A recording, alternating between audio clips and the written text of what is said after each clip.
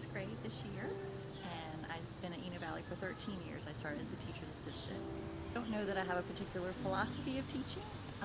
I think it's more of an art than a science, and we get a lot of things coming down the pike. This is the greatest new thing that's going to save all the children in one way, and I don't believe that's true. So I guess my philosophy would be one child at a time, meeting that child where they are and moving them forward. And my style of teaching hopefully is fun. I try to be as goofy and silly as I can be within the confines of what I have to do. Sometimes that means the teacher's doing a cartwheel in the classroom, much to the dismay of my assistants. But we try to have fun as we go, keeping it light. First love is ballet and has been since I was a little girl. I danced professionally for a while, and now I teach in a private studio, and I try to incorporate that in my classroom as often as possible. We dance a lot. We start every morning with a dance, kind of like the Virginia Reel, and where the children greet each other and dance. And we do ballet as much as we can, standing in line. When there's a moment to spare, we'll do some plies or some retirés, and the kids are so excited. And I was lucky this year to actually have a ballerina come to our classroom in her tutu and point shoes and do a demonstration for the kids and a small class, which they were very thrilled about. If you had told me I was going to teach when I was young, I would have told you were crazy.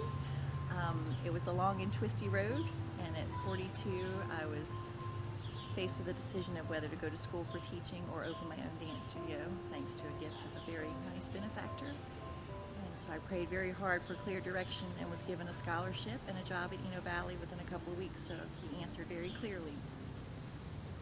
Lots of challenges in the beginning. I was a single mom raising 2 girls by myself and working 2 jobs, starting in a classroom as a brand new teacher with all of those challenges, and also going to school at the same time and studying for the praxis with the pressure that if I didn't pass the praxis in November, I would lose my job.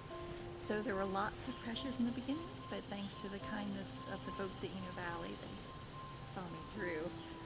I was very blessed with a strong team in the kindergarten. Ladies, we are like a small microcosm of Eno Valley, a very loving family, and so we take each other's strengths and work with those and support each other in our challenges, and it's just been a lovely family where we've worked together for so many years, and I'll be sad to leave that team, but very excited to join my new team in first grade.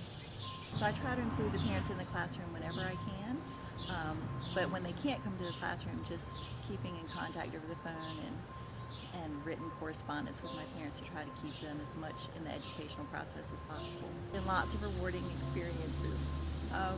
Watching a child grow from the beginning when they walk in and can't write their name to someone who can write a story and read is an incredible thing to watch unfold. Being a foster mom to one of my former students was also very rewarding. And probably the most rewarding thing was to be voted Teacher of the Year by peers that I love and respect very much. It's been a very lovely honor. I had lots of inspiring teachers throughout my life. Many dance teachers who still inspire me today when I go into the studio. And here at Eno Valley, I've had lots of inspiring teachers who have led me along my path as I grew and learned to do this profession. Tanya Williams was especially a great mentor to me, and lots of teachers here, Miss Melvin, Helen Cheek, and Ann Larson was a great part of my learning as we worked together for a year. But I think most importantly have been, as a mom, seeing how the teachers of my children have inspired them and had such an impression on them as they grow. People like Lori Ellis and Helen Cheek have just... I think my advice would be the same for new teachers as it would be for a new mama.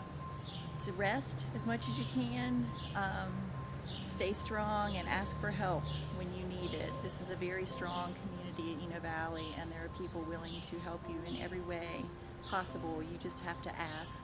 It's a very supportive family. If you're new to Eno Valley, you will find this to be a lovely second home. So just ask for help. There are lots of folks that are willing.